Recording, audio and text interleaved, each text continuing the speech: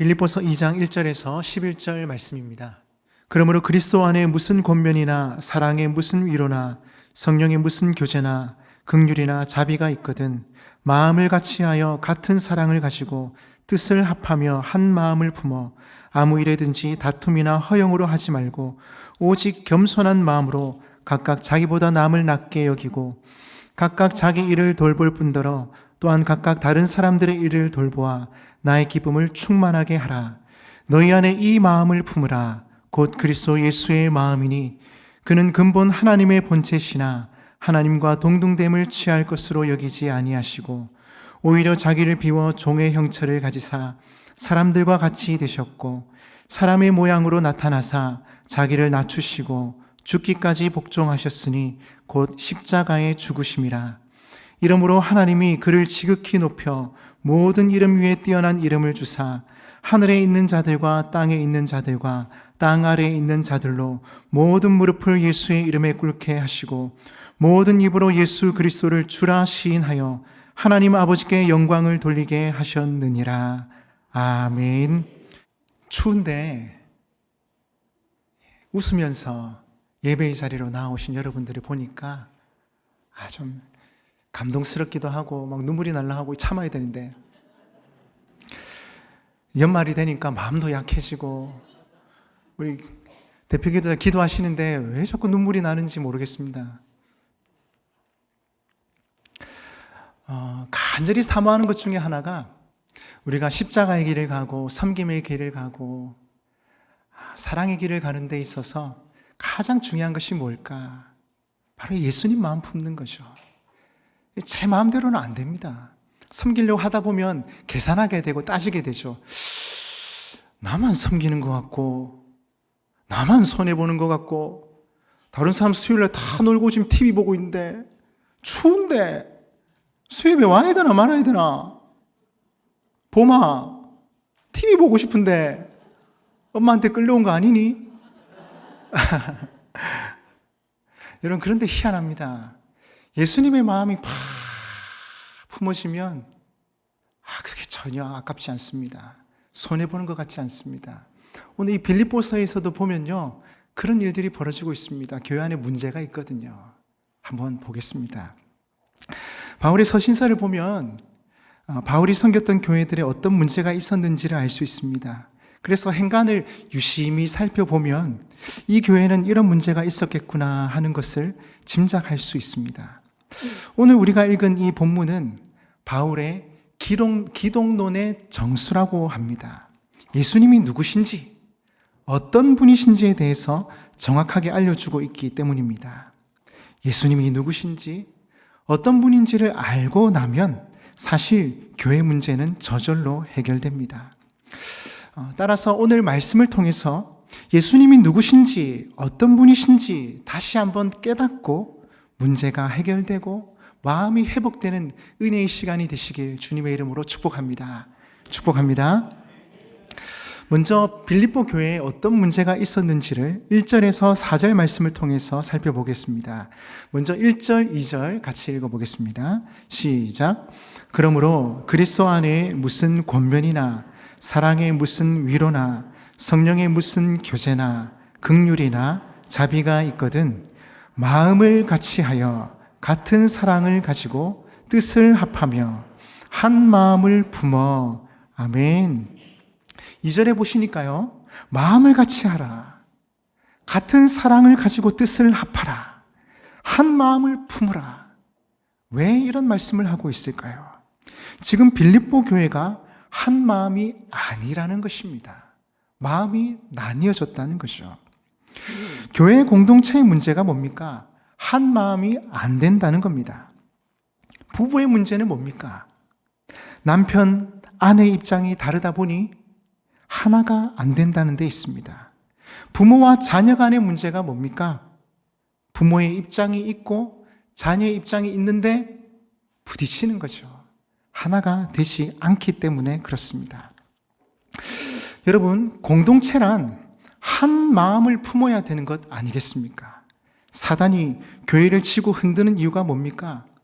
교회가 하나됨을 유지하지 못하고 나뉘어지면 사단의 밥이 되고 말기 때문입니다. 저는 여러분들이 정말 하나가 되어야 한다는 이 가치, 신앙의 본질적인 가치를 놓치지 않기를 바랍니다. 우리가 믿는 하나님은 삼위일체의 하나님이십니다. 어떻게 세 분이 하나일 수 있습니까? 여러분, 그게 기독교의 신비 아닐까요? 성부 하나님, 성자 하나님, 성령 하나님, 이 세 분이 다 다르신데 한 분이시랍니다. 예수님께서도 요한복음 17장 마지막 대제사장의 기도에서 이렇게 기도하셨습니다. 우리가 하나인 것 같이 저들도 하나가 되게 하여 주옵소서. 이게 마지막으로 제자들을 남기고 떠나신 예수님의 간절한 기도였습니다. 하나 되게 해 주십시오. 저는 교회가 어떻게든지 하나 되는 데 집중해야 한다 생각합니다. 일하는 게 능사가 아닙니다. 한 마음으로, 한 믿음으로, 한 성령 안에서 모이는 교제 공동체가 좋은 교회입니다. 가정이 깨지는 것 간단합니다. 부부간에 서로 믿지 않고 의심하면 깨지는 겁니다. 부부가 깨지면 자녀들이 누구를 의지하겠습니까? 그러니 자녀 잘 키우는 비결은 부부가 하나 되는 겁니다. 늘 자녀들 앞에서 하나된 부부의 모습을 보이는 것보다 좋은 가정교육은 없는 것 같습니다. 부부의 하나됨을 보면 아이들이 안정감을 찾을 뿐만 아니라 가정에 희망을 갖고 결혼에 희망을 갖습니다. 부부가 서로 사랑하는 모습을 보면 아이들이 자라면서 나도 우리 아빠 같은 남자 만나면 좋겠다. 나도 우리 엄마 같은 여인을 만나서 행복한 가정을 꾸리고 싶다. 그런 마음을 가지게 되는 거죠. 그리고 부부가 한 마음이 되면 못할 일이 없습니다. 못 헤쳐나갈 어려움도 없습니다. 자녀들 문제도 부부가 하나가 되면 저절로 해결되는 경우들이 많습니다. 중요한 것은 하나됨에 있습니다. 마찬가지로 교회가 힘써 지켜야 할 것도 바로 이 하나됨입니다. 교회 공동체가 한 몸인 것과 마찬가지로 하나가 된 것을 기억하고 힘써 지켜야 하는 것입니다. 이게 뜻을 합해서 한 마음을 품으라 하는 이 말씀의 의미입니다. 마음을 같이 하라. 사랑하라. 여러분, 사랑하는 거 왜 해야 합니까? 사랑해야 하나 될 수 있기 때문입니다. 이어지는 3절, 4절 다 같이 읽어보겠습니다. 시작. 아무 일에든지 다툼이나 허영으로 하지 말고 오직 겸손한 마음으로 각각 자기보다 남을 낮게 여기고 각각 자기 일을 돌볼 뿐더러 또한 각각 다른 사람들의 일을 돌보아 나의 기쁨을 충만하게 하라. 아멘. 헬라어 원어를 보시면 1절부터 4절까지가 한 문장입니다. 본동사가 뭐냐 하면 나의 기쁨을 충만하게 하라. 충만하게 하라 입니다. 제발 나 좀 마음 편하게 해달라는 겁니다. 바울이 지금 감옥에 있는데 빌립보 교회에서 들리는 소식이 자꾸 하나 되지 못한 소식이 들리기 때문에 나 좀 기쁘게 해달라는 말씀입니다. 그런데 보십시오. 바울이 왜 이런 이야기를 하겠습니까? 다툼이나 허영으로 일을 하기 때문에 이런 얘기를 하지 않았겠습니까? 교회 일을 한다고 하는데 다투면서 하는 겁니다. 교회 일을 한다고 하는데 자기를 과시하기 위해서 하는 겁니다. 그래서 다툼이나 허영으로 하지 말라고 말씀하는 겁니다. 교회에 와서 일을 하는데 그 일로 시비거리가 된다면 그 일을 왜 하는가 잠시 멈추어 봐라. 그 일은 하나님의 영광을 드러내는 일이 아니라 우리의 자랑거리가 되고 있다. 그 일 뭐하러 하는 거냐? 정신 차리고 그런 이야기입니다. 여러분, 가정은 일하기 위해서 만난 게 아닙니다. 가정은 서로 사랑하기 위해 만난 겁니다. 그럼 가정에 일이 없습니까? 살다 보면 일이 많이 생깁니다.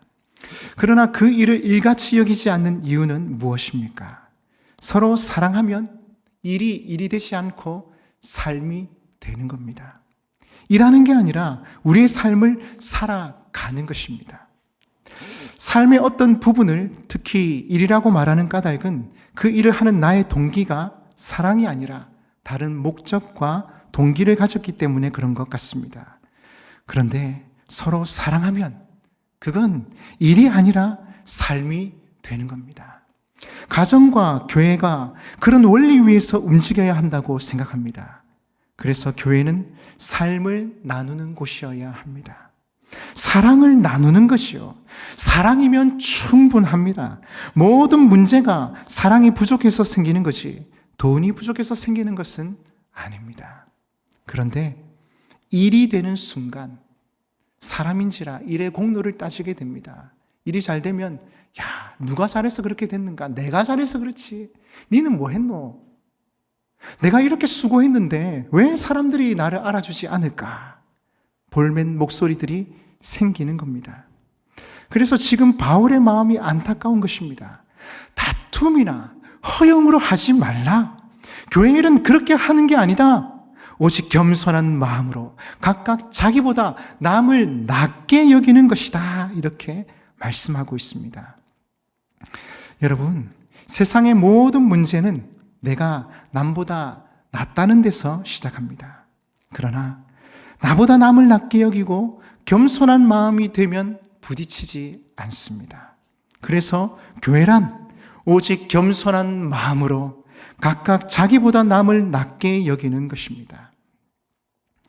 세례 요한이 목이 잘려 비참하게 죽었지만 참 대단한 분이라는 생각이 듭니다.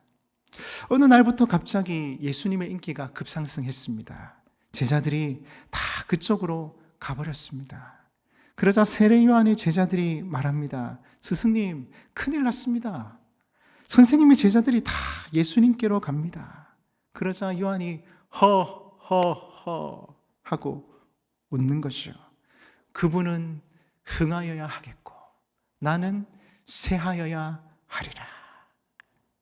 이게 예수 믿는 사람들의 마음가짐이어야 합니다. 여러분, 겸손이란 내가 죽어야 되는 것이고 예수님이 내 안에 오셔야 되는 것입니다.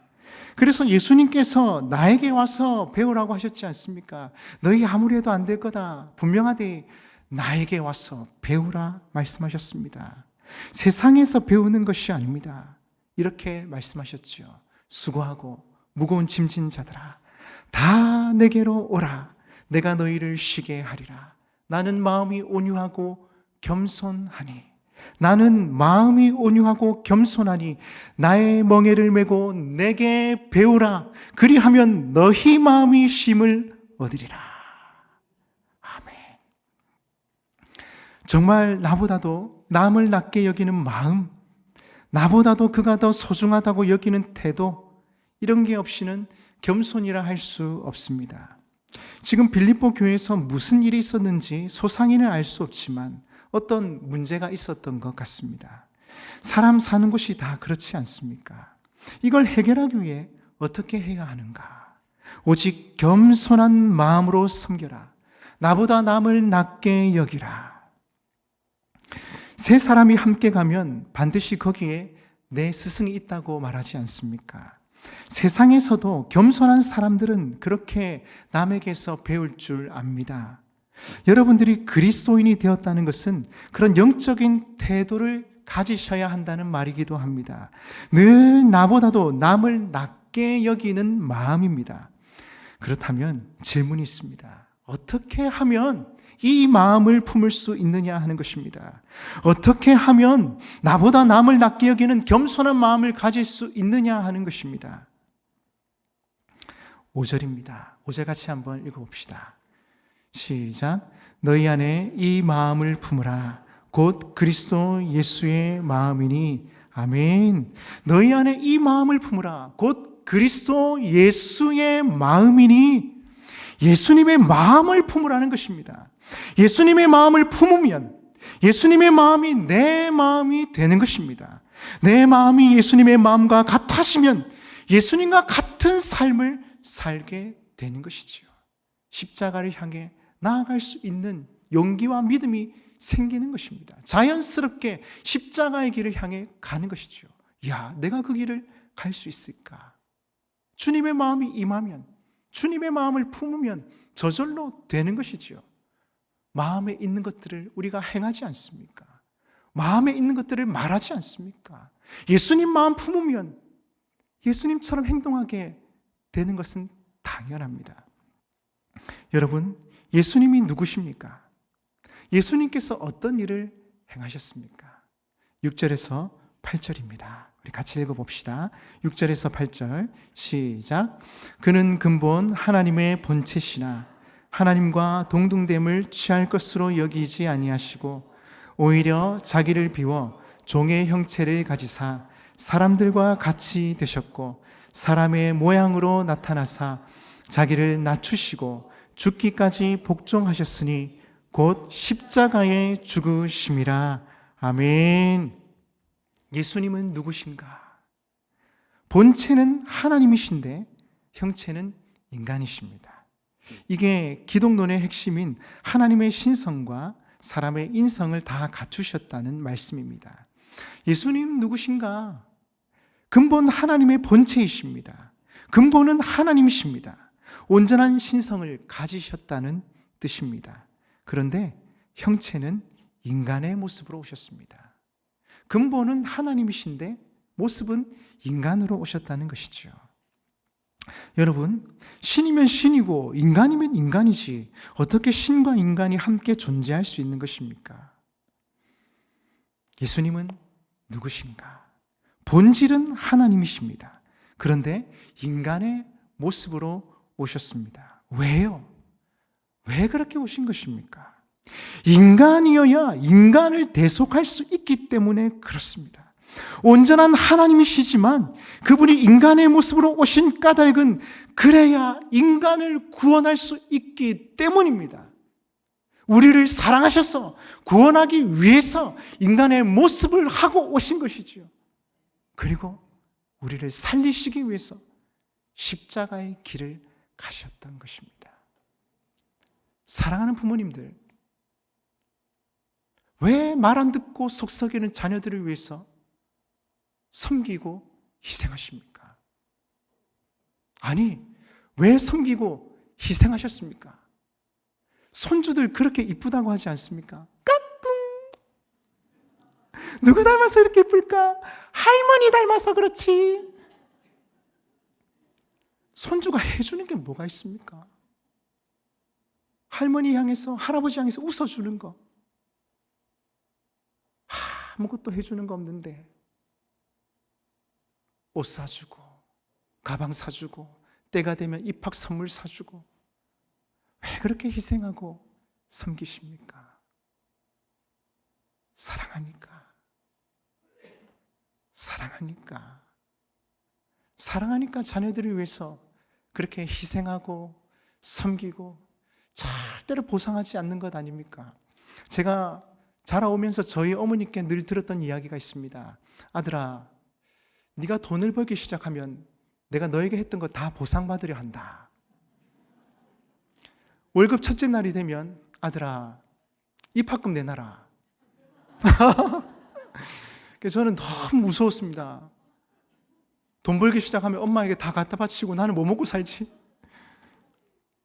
그런데 말이 그렇지 전혀 그런 분이 아니었습니다. 제가 용돈 드리는 거 전도사 사례가 뭐 얼마 되겠습니까? 첫 사례가 50만 원이었거든요. 50만 원에 11조를 부모님께 드렸습니다. 5만 원을 드렸습니다. 깜빡하고 봉투를 안 드린 날은 조용히 저에게 말씀하셨습니다. 아들아, 와야 될 게 안 왔다. 어머니 죄송합니다.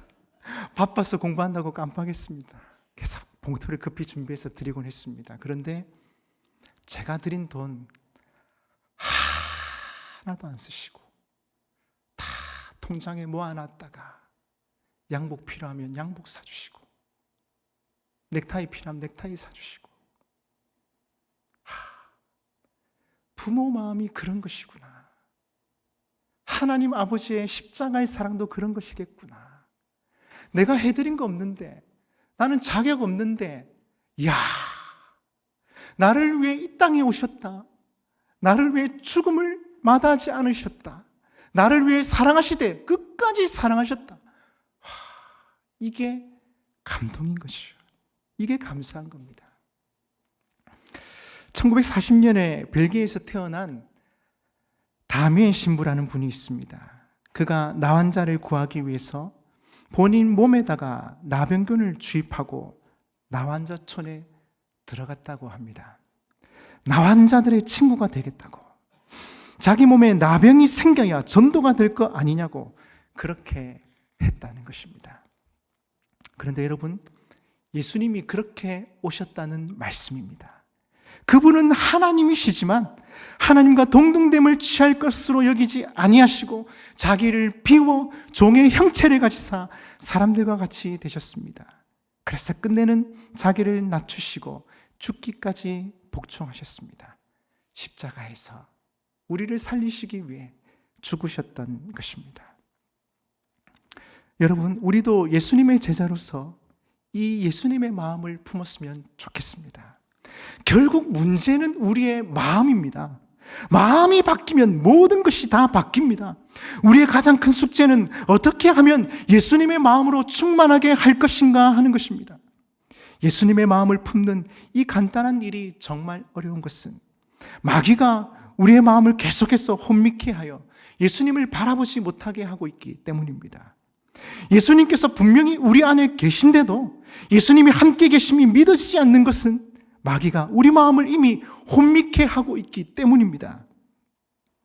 마귀는 우리 마음이 열쇠임을 잘 압니다. 그래서 계속 우리의 마음을 공격합니다. 그래서 우리는 쉽게 속습니다. 마귀가 주는 달콤한 속삭임이 더 솔깃하기 때문입니다. 마귀는 마음대로 해봐, 네 생각대로 해봐 하고 우리에게 속삭입니다. 너무나 매력적이지만 가장 위험한 말이기도 합니다. 마음대로 살아서 잘된 사람이 없고 마음대로 해서 잘된 일이 없습니다. 그러나 나는 죽고 예수님으로 살기를 원합니다. 이제 나는 죽고 예수님의 마음으로 가득 채우기를 원합니다. 분명히 고백하면 마귀가 혼미케 하던 것들이 사라지게 됩니다. 주님의 마음이 선명하게 느껴지기 때문입니다. 열쇠는 예수님의 마음을 품는 것입니다. 예수로 충만해지는 것입니다. 이제는 더 이상 세상을 향해 가지 않고 예수님 마음을 품고 십자가의 길을 가는 것입니다. 아무도 가지 않지만 나는 이 길이 좋다. 예수님이 가셨고 예수님께서 응원하시고 예수님께서 내 마음에 이 마음을 부어주셨다. 그래서 나는 섬긴다. 나는 십자가의 길을 간다. 누가 뭐라 해도 십자가를 향해서 나아간다. 여러분에게 묻고 싶습니다. 여러분은 무엇으로 여러분 마음을 채우고 있습니까? 바라기는 예수님으로 가득 채우시기를 주님의 이름으로 축복합니다. 예수님 주시는 마음으로 충만할 때 나는 죽고 예수님으로 사는 놀라운 은혜가 있을 줄 믿습니다. 주님을 바라보면 주님의 마음을 깨닫게 되고 주님의 마음이 우리 가운데 부어질 것입니다. 또 그렇게 살아가는 능력도 주실 줄 믿습니다.